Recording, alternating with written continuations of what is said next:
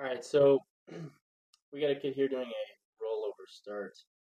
A rollover start is what I like to teach all my kids, all my jumpers at least. Whatever jump I'm coaching, which is usually long jump, triple jump, high jump, I have them do a rollover start. So this is what it looks like. I think it's in slow motion. Let me lower that volume. Here we go. So this is a rollover start. This is his first or second day learning the rollover. He's doing a pretty kick-ass job, not gonna lie. Um, so that's what a rollover start looks like. For this would be for long or triple jump, obviously, since he's going in a straight line. But since this is his first day, we're not necessarily pigeonholing him into one event or the other. We were mostly focusing on the rolling over portion that you see here, and then we were kind of double dipping and working on acceleration mechanics, transition mechanics, and all that. So he did a really good job here. This is a really good rollover for his first day. So let me tell you a little bit about why I like the rollover start. One, if you are a jump athlete, long jump, triple jump, you take off from the board. High jump, you have a takeoff location that's not necessarily marked, but you do have to be aware of where your takeoff location roughly is going to be. So I like the rollover start because at this point right here, he is establishing visual connection with his takeoff location.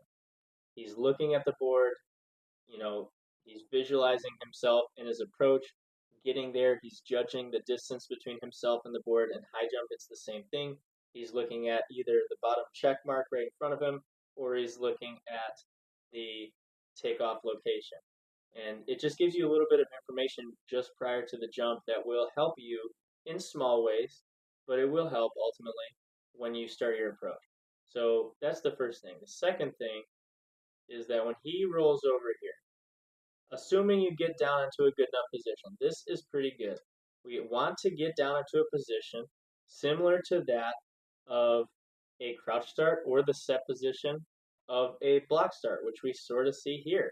We see that the chest and the front thigh, that angle is very closed, right? He's loading up that hip. We see parallel shins, which is really good. We see flexed ankles, which is really good. Okay, so this is all good stuff. When you roll over into this position, from a high position into your bottom position, right? And again, this looks kind of like if he just put his hands down. Those are bad looking hands, but you kind of get the point. It's like a high set position from the block, okay? But what I was saying was when you roll over from this high position to this low position, what it will do is it will actually put your muscles on the backside of your body on a little bit of a stretch. And what we know is that when we put muscles on a stretch in this manner, they will then contract or flex much more forcefully than they would if they were not put on a stretch. Okay, it's the same kind of idea that if I wanted you to jump as high as you can, you would load up real quick and then jump versus sitting down there at the bottom for a long time. That's the stretch and then rebound, just like a rubber band. Okay, so that's kind of the biggest reason that I like the rollover on top of establishing visual connection with the board. So we'll see this athlete here. He's going to roll over really good. I cue all my athletes that I want their shoulders to get at least to the height of their hips, maybe even a little bit lower. He does a really good job here. You see that his shoulders and hips are in a similar plane. And because of this, he's going to get a really big, forceful push off that first step. This is awesome. Like, for the first day, really good. And we have been working on acceleration principles with this kid, so he doesn't not have a clue. Like, he's got a clue on how to accelerate. But for the first day, with the rollover, rolling over in this way,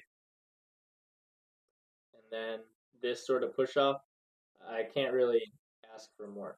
So this is kind of what I'm looking for in a rollover start for all the jumps. Now, what I tell my kids, the biggest difference is the horizontal jumps versus the vertical jumps. And in this case, when I say vertical jumps, I'm talking about high jump. In pole vault, it's a little different because you have a pole. But with high jump, the difference between high jump and the horizontal jumps, long and triple, the rollover is going to be the same. I'm going to tell my athletes that I want them to roll over to the same depth. The only difference is the rate at which you push out of acceleration. In a 10-step high jump approach, which is what I put almost all my kids on, the transition to the curve occurs on steps 4, 5, and 6. That curve transition needs to be entered in a nearly upright position. So what that implies is that the first you got 3 steps in high jump in a 10-step approach to push yourself up tall. In long jump and triple jump, you've got way more steps than that, usually 12, 14, 16 total steps in your approach.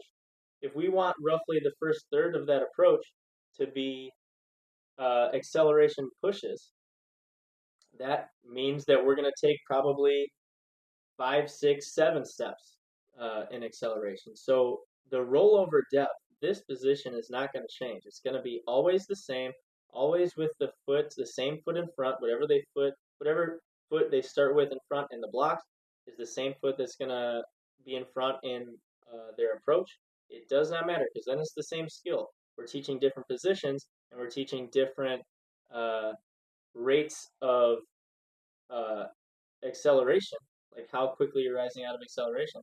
But the skill itself of the start is the same, right? You're pushing off of one leg, it's the same leg every time.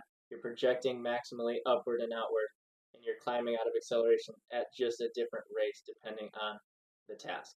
So, like I said, this is a really good rollover start from this athlete. He's going to be developing really good momentum here, put himself into good positions going into his jump. So he did a really good job. One other thing I do want to mention about the rollover start that I like is that in every jump approach for every athlete, there are differences in steps. No two approaches are exactly the same. Athletes in the jumps make minor adjustments in every approach that they do. The better you get at it and the more you practice, those adjustments become more and more minor. But there are adjustments and things like wind, arousal. It can all affect the size of the adjustments that you make in your approach, but they do occur. Personally, for me, I think that starting this way, starting your rollover, gives you a chance to set your mind, gives you a chance to execute something that's very easy to replicate. The rollover itself, that can be pretty similar. It should be almost exactly similar from rep to rep to rep. I've had issues where kids are rolling over halfway and then all the way and then 3/4 of the way. Like that can't happen. This is the best and easiest opportunity for some sort of consistency. And because all the things that we do in track and field are somewhat of chain reactions, uh, if your rollover start isn't that quality, your first step isn't going to be as good as it could be. And if your first step isn't as good as it could be, the second step, the same thing, it bleeds into the jump. You kind of get the point. So I like the rollover start because it gives you a good opportunity to set your mind right, get ready for the jump, and execute something that can be just rock solid. It's like your home base. You always know that if you execute your rollover the same every single time, you've got a chance to hit a good jump. Even if you're not feeling your greatest on that day, here's an opportunity right here. Let's knock this out of the park. Let's get this consistent every single time. Let's give ourselves a chance because it's the easiest thing that we can do in our approach. It's the most consistent thing that we can do. So, you know, those 3 reasons alone are good enough for me to teach all my kids uh, the rollover start. I think it's valuable. Um, you'll get a lot of kids that will be iffy about it at first, and that's okay. I usually tell them that it'll get smoother as they go. But we do this a lot when we're doing acceleration work, even if we're not doing approach work. We're doing some starts from a crouch, some starts from 3-point, maybe some blocks, and then some rollover starts. Like it's being incorporated into our acceleration work, not just our work on the runway. So that's pretty much it. So going through real quick, here's some cues to get your kids to do the rollover. The feet. I want the feet to be staggered about 8 to 12 inches apart. In the start when you haven't rolled over yet. So 8 to 12 inches apart, pretty similar to what your feet would be distance wise in the blocks. Okay. So from here, we obviously want opposite arm, opposite leg. So he's a lefty. He's got his left leg in front, and he's got his right arm in front. The amount of kids that I see starting same arm, same leg, like come on. They're like that's it just can't happen. So opposite arm, opposite leg. Okay. The biggest thing here is that his toe is dorsiflexed. This dorsiflexed, rigid ankle, he is going to roll right through it. It's going to roll from this position to this position. He's going to push off it. A 90-degree angle is the strongest angle that we have.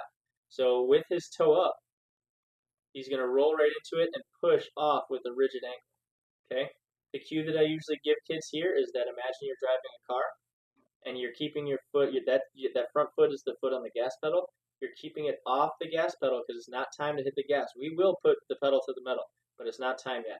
We're going to keep that toe up, keep it up, and then when he gets to his depth here, he's going to hit the gas and go. Put the pedal to the floor, okay? So from here, he's got his toe up, everything's good. With the upper body falling, okay? I tell my kids that I want them to get their shoulders to the level of their hips, okay? Now here's the thing. You have to do it slow, especially in the beginning, in order to get to that depth, okay? So what I say is I want your chest to float or sink down to your front thigh, and I want you to fall first, then shift your body weight forward onto your front foot, and then push. So I say it in 3 pieces. I want to fall, I want to weight shift forward, and then I want to push, okay? A big mistake that you'll get with a lot of kids is that they will fall and shift at the same time, which is not good because then your body senses that you are falling, and in reaction you will stop the falling of your chest, and you will too rapidly advance the back foot to the front in reaction. It's a stability reflex. You don't want to fall on your face, so your body's going to protect you, okay? So in order to fall to the depth that we want, to create the stretch reflexes that we want, you need to fall over that straight front leg and that dorsiflexed toe until you feel a bit of a hamstring stretch. Then shift your body weight forward and then forcefully and violently push upward and outward. So that's pretty much what I tell my kids to get them to do a rollover. It takes a few times, but this is something that I'm really demanding about, and I would encourage other coaches to be demanding about as well. If they roll over only to here and then start the run, like that's just not good enough. I'll say you gotta get lower, gotta get lower, gotta get lower. Because it's so foreign for most kids, it's really weird for them to get that low. So you might have to do it in pieces. I've had some success with kids who are struggling where I say, okay, I want you to fall, and I physically push their shoulders and chest down as far as they can, making them keep that front leg straight. Once they're at the correct depth, I say, okay, this is how far you got to go. Now at this point, you will shift and push, okay? But you've got to be rigid about this sort of thing because, like I said, if we want the chance to be as consistent as possible in our approach, we need this to be consistent.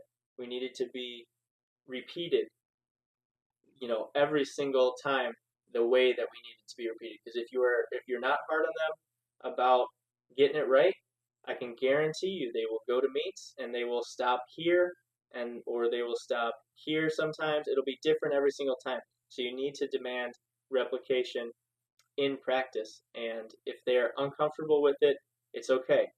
Like good athletes not only trust, but they also know that good performances lie outside their comfort zone. So this is kind of what you got to tell them. So that's my pitch for rollover. Hopefully it made sense. If you have any questions, let me know in the comments. And yeah, hopefully you guys make your athletes a little bit better with this.